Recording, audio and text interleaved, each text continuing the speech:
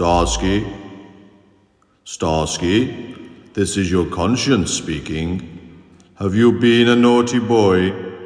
Are you showing clips from your clubbing TV show on your YouTube channel? Won't they be annoyed that you're using the same footage of your highlights of 2022? Well then, say you're sorry. I can't hear you. Say you're sorry. Okay then, just don't do it again.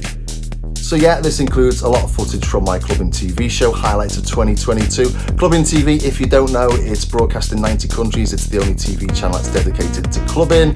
It's on clubbingtv.com and you can catch all my episodes from the studio there or on their Clubbing TV official from the studio playlist. And it's just a great little resource, but I do shorter things on Clubbing TV. It's got to fit into the schedule, so they're about 12 minutes long. Bit of fun, but not as detailed as my YouTube channel, but well worth taking a look at. Anyway, we'll start off here with the Pulsar 23 from Soma.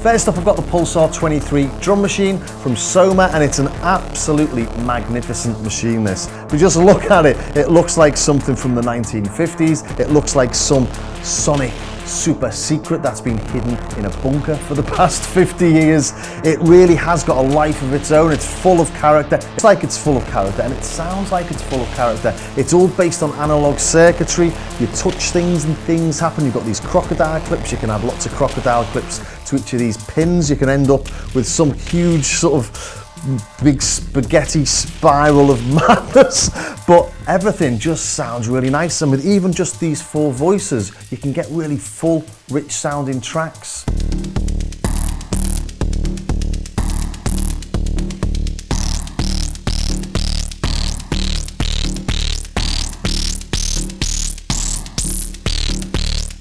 It just feels like it's got a life of its own. Every time I have a little play with it, I find something new. There's bags of stuff to do and it sounds really nice.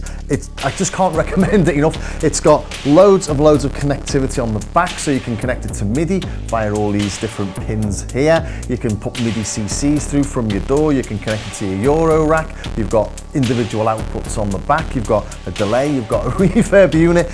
It's massive, but it's £1,700 or thereabouts. But I got to say, I think it's worth it. I bought this one because I like it so much. Next up is the big synth behind me.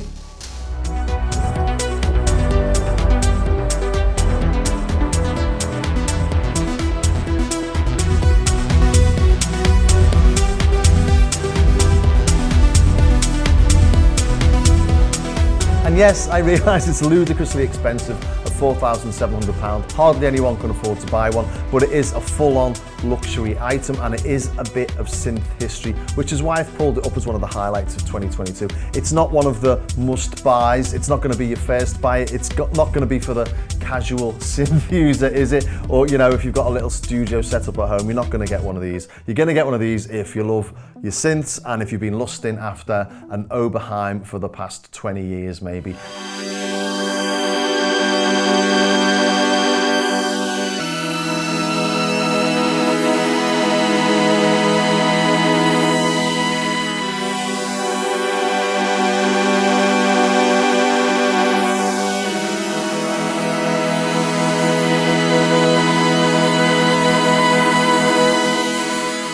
Cost of used ones is like way over £10,000. So now you can get a new one that's got 4 of the old synths in it, basically for less than half the price of an old one that's probably got issues, and you get a warranty, all the rest of it. They're owned by Focusrite and Novation now, so the warranties and stuff are absolutely fantastic.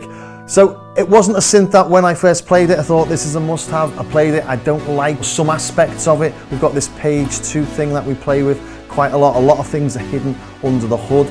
It's got loads of space on the front to add more buttons or more knobs. But they wanted to keep strictly to the workflow of the 80s classics. They wanted to keep strictly to the aesthetic of the 1980s. And, you know, they sold out. They know what they're doing. They know more about manufacturing, designing and selling synths than I do. So at this price, it's definitely not a must-buy item of 2022, but it's definitely a highlight. So from something that's really expensive to something that's really good value, and that's the East Beast and the West Pest from Create. The air attack warning sounds like this is the sound.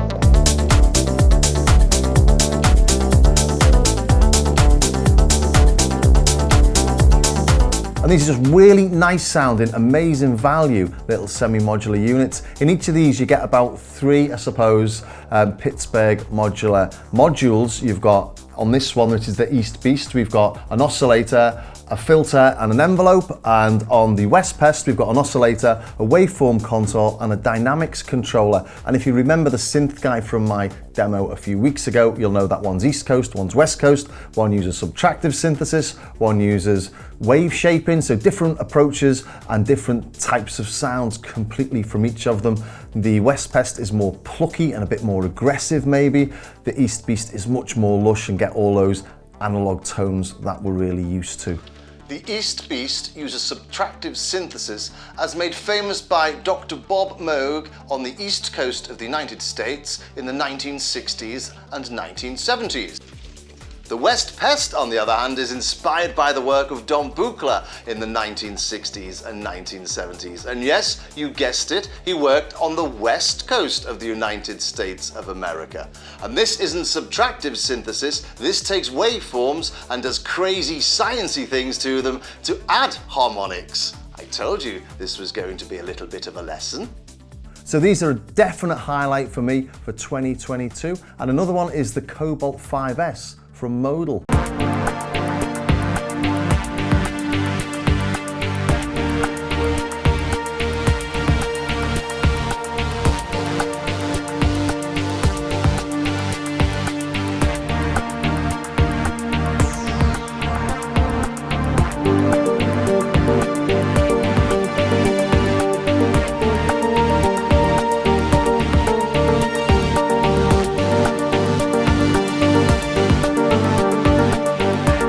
And this literally came out of the blue at the start of the year. It's the smaller sibling of the Cobalt 8, but it's basically the same synth with just a few less voices and a smaller form factor. And it's really neat, and it's a very good looking little synth. Unlike the Argon on the Cobalt 8, it's an all digital affair, really clever. The way it starts making the sounds is not by standard analog style oscillators. You've got things like ring mod and sync, things that you'd create after sort of complex modulation on a normal synth. On this, they're your starting points, which means you can get really complex tones out of it.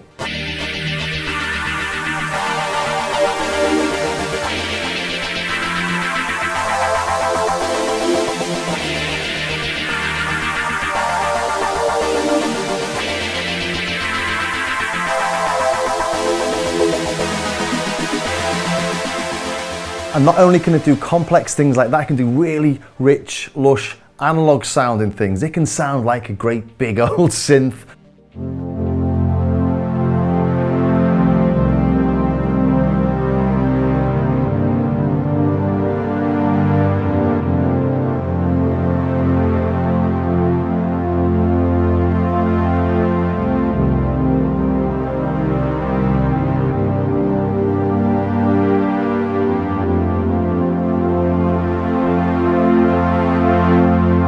Also comes with this app, so you can really dig in and find out what's happening here. You can see all the modulation lanes we get in the sequencer. And that's available as standalone for Mac or Windows, iOS, Android, or it's available as a plugin.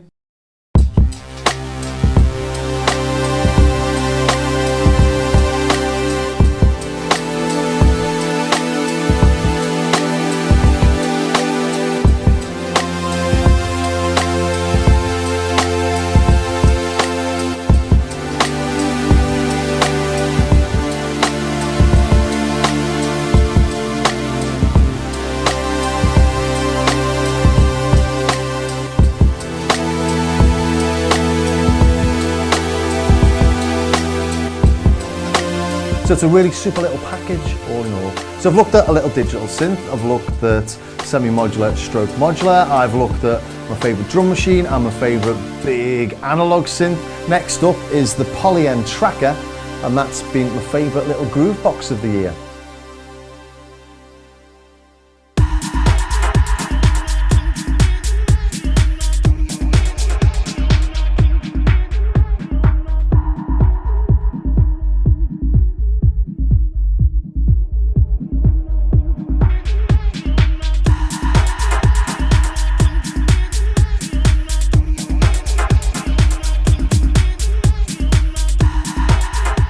And I know you might not consider this strictly a Groovebox. It hasn't got 16 pads to play, it's got 40 on there, so it might be a little bit more difficult to do some more intricate patterns on your finger drumming, but it is basically a studio in a box. Here we can see we've got our 8 separate tracks in here. If we go to the song mode, we can see we've got an arrangement using different patterns. We go into the patterns. We can see the different things that are happening. We've got 4 different effects per step here. We've got a turquoise, a yellow, a purple and a blue. So with those 4 per step, you've got loads of manipulation. Each step can be a different instrument as well, or a different sample. If we come to instruments, we can see all the different instruments we've got loaded into this track. If we go into the master pages, we can see we've got reverb and delay in here as well. So we've got 8 channels, we've got reverb, delay, we've got loads of effects we can use on those as well. In this performance mode, we've got access to all those effects. Let's put the low pass filter live on everything.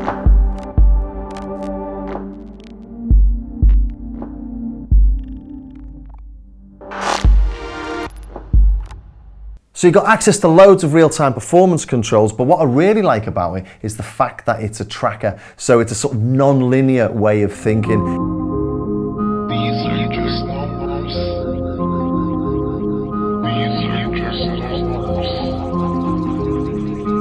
1, 2, 3, 4, 5, 9, 7, 1, 2, 3, 4, 5, 7,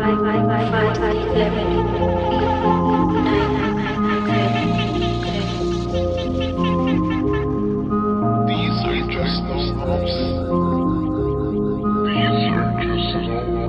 These are just numbers.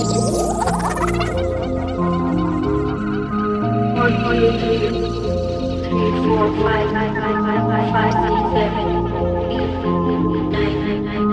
1, 2, 3, 4, 5, 7.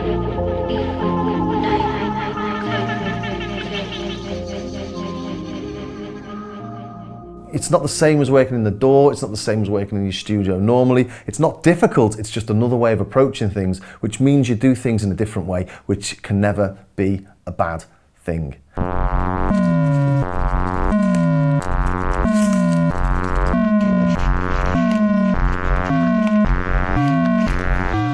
Please, if anybody sees this, you've got to help me.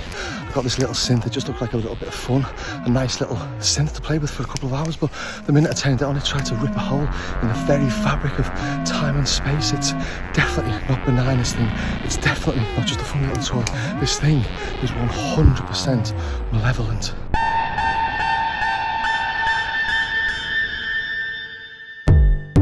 When I first tried the Malevolent, I was a bit taken aback as it wasn't behaving in a way I expected. It felt really rough around the edges, the polar opposite of stuff I'd recently been using. There was distortion introduced all over the place and the filters felt really raw and almost unfinished.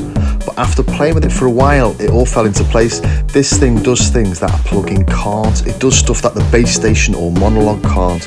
It goes into really weird and nasty territory with some gorgeous artifacts, especially in that filter. It's not meant to be the same as those other well-behaved synths. It's forging its own route, bringing its own character.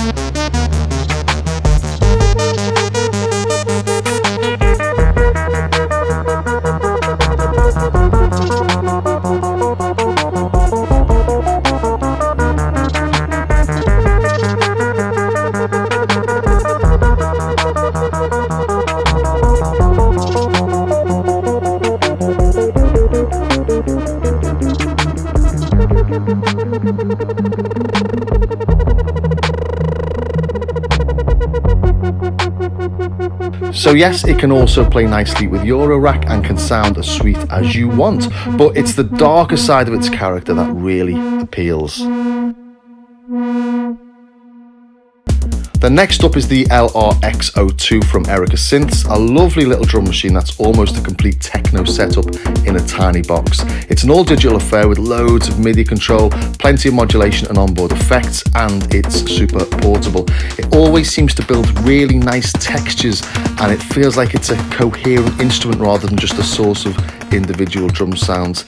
And now it also comes as a Eurorack module, which I'd quite like to have a play with. And FYI, I've not managed to get the Erica Synths Perkins into the studio yet, but I am working on it. I had a little play in Super Booth, it felt brilliant, so I'm really looking forward to that one in 2023. And unfortunately, not everything can take a top spot, but a couple of special mentions. First is the Mini Freak. Obviously, the OBX8 took the Polysynth of the year for me, but the Mini Freak is a great little thing, especially for that price. And then there's the Polyend Play.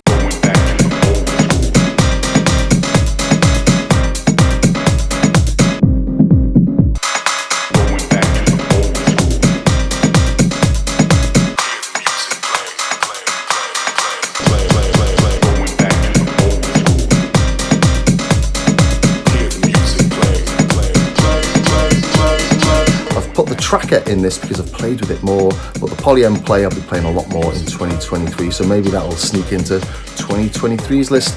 Anyway, I'm actually recording this on New Year's Day 2023. 2022 is over, so here's to 2023. I hope you enjoyed that. If you did, please think about subscribing, ring the bell, join me over on Patreon, and maybe tell your friends and get all your mates to subscribe as well. Get as many people to support the channel because it all helps, and I'll see you next time.